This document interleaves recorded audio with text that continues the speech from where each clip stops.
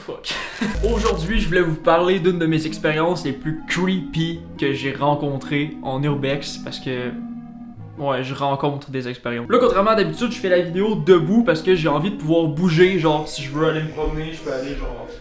pas aller bien loin parce qu'il y a des murs. Entrons directement dans le vif du sujet. Mon expérience la plus creepy en exploration urbaine. Ça date de plusieurs années, donc c'est très vague, mais j'en ai quand même un assez bon souvenir, en tout cas des détails qui sont importants. On va commencer depuis le début. J'ai fait ma première exploration urbaine au manoir seigneurial de Mascouche. C'était la première exploration que je faisais, je l'ai fait de nuit, à peu près vers 10h le soir, il faisait noir. La vidéo est encore disponible sur la chaîne si jamais ça vous intéresse. Et là, moi, ce qui me faisait chier, c'est que je voulais des photos de l'endroit, mais de jour, pour qu'on puisse vraiment voir quelque chose. Parce que de nuit, il n'y a pas de lumière qui rentre là.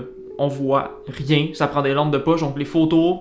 j'en avais, mais c'était pas très concluant. Donc moi, je voulais des photos de jour. Donc je voulais y retourner la semaine d'après, mais très tôt le matin, pour être sûr de pas rencontrer personne, pour la voir pendant le lever du soleil, et pour être sûr et certain qu'on n'ait pas l'attention sur nous. On a attendu une semaine, le samedi de la semaine d'après, donc directement 7 jours après, on est retourné au manoir. Le matin, on s'est levé à 4h30, on est arrivé là-bas à 5h le matin. Très tôt, il faisait encore noir et en plus il pleuvait à Sio, je vous jure, c'était un orage de malade. Donc juste pour que vous filez un peu l'ambiance, on était dans un manoir abandonné, dans la noirceur parce que le jour s'était pas encore levé, pendant un orage.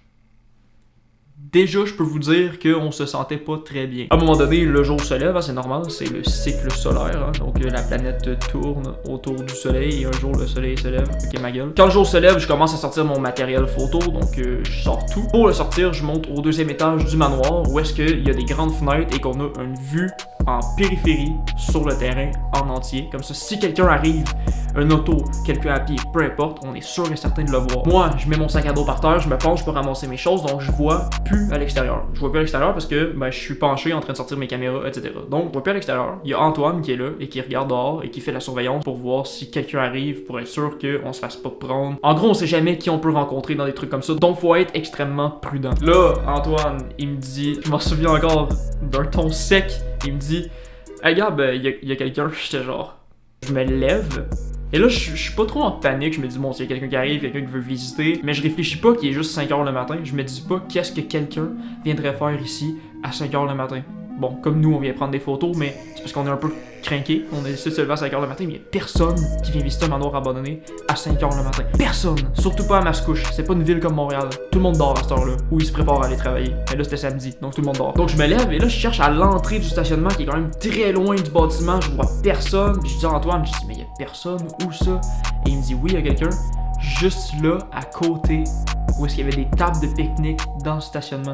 Je me tourne et je vois en bas du bâtiment, je vous jure, vraiment pas très loin, quelqu'un qui est debout avec un sac à dos et qui nous fixe. What the fuck happened? Tout de suite, j'ai réagi, j'ai dit Antoine, on pack les choses, on s'en va. Parce que où est-ce qu'il était? C'était sur le côté du bâtiment.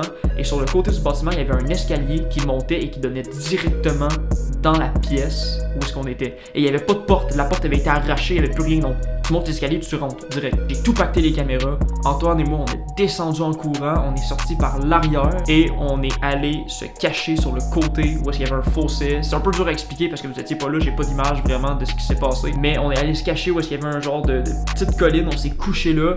Toujours à la pluie, c'était mouillé par terre, c'était dégueulasse, mais je voulais vraiment voir c'était qui cette personne-là, ça m'intriguait même si je voulais m'en aller. Fait qu'on a attendu et on a vu sa lumière au deuxième étage, passer dans une fenêtre, il était rendu directement où est-ce qu'on était dans la salle. Pourquoi est-ce qu'il monte là? Pourquoi est-ce qu'il venait nous voir? Est-ce que c'est tout simplement quelqu'un qui explorait? Est-ce que c'est un agent de sécurité? Ou est-ce que c'est un fucking creep tueur en série? On le saura jamais. Le pire là-dedans, c'est quand on est rentré dans le manoir la première fois, parce que vu qu'il mouillait à l'extérieur et qu'il pleuvait à Sio, on n'a pas voulu rester dehors, on est entré, on est allé dans un coin sombre et on a attendu là, le temps que la pluie se calme et que le jour se lève pour pas aller marcher dans le manoir à la noirceur, pour pas qu'on tombe face à face avec quelqu'un ou qu'on se blesse, peu importe. On a attendu là et on entendait des bruits, mais faut comprendre que le plafond est défoncé, donc ça aurait pu être juste la pluie qui pénètre, qui frappe sur de la tôle, des morceaux qui pendent avec le vent, parce que c'est quand même une grosse orage. Et on entendait des bruits, mais j'avais l'impression que c'était des bruits de pas, je me disais toujours, je suis paranoïa, il y a personne, c'est sûr, on est le matin, il y a personne. Et là, je me suis dit que genre, imagine si, depuis tout ce temps-là, le gars était à l'intérieur du manoir et il se promenait, et il était juste sorti pour une raison quelconque, pour voir, parce qu'il nous avait entendu peut-être, j'en ai aucune idée, et qu'on aurait pu juste tomber face à face avec lui, Peut-être que c'était quelqu'un de bonne foi aussi, c'était peut-être juste un explorateur, mais il était tout seul. Vous étiez pas là quand ça s'est passé, moi j'étais là, et je vous jure que le feeling que j'ai eu, c'était pas le feeling d'explorateur. J'avais aucune idée ce qu'il faisait là. Et peut-être que je paranoïe encore. Peut-être que c'était juste quelqu'un de super gentil aussi qui voulait prendre des photos comme nous, et qui voulait venir de bonne heure le matin. Mais, man, pourquoi il était là tout seul à 5h le matin? Ceux qui connaissent la ville de Mascouche vont comprendre qu'il y a personne à cette heure-là qui se promène et qui est réveillé. Donc c'est ça pour mon expérience la plus creep pendant une exploration urbaine. J'espère que cette petite vidéo vous a plu. J'ai aimé ça la tourner debout. Je me sens un peu plus libre dans mes déplacements, dans mes gestes, au lieu d'être genre tout le temps assis sur cette chaise. Donc si ça vous intéresse, comme d'habitude, vous allez sur la chaîne, vous allez voir les anciennes vidéos, vous likez, vous partagez, vous vous abonnez. Et on se dit à la prochaine pour une autre vidéo. C'était Gab. Peace.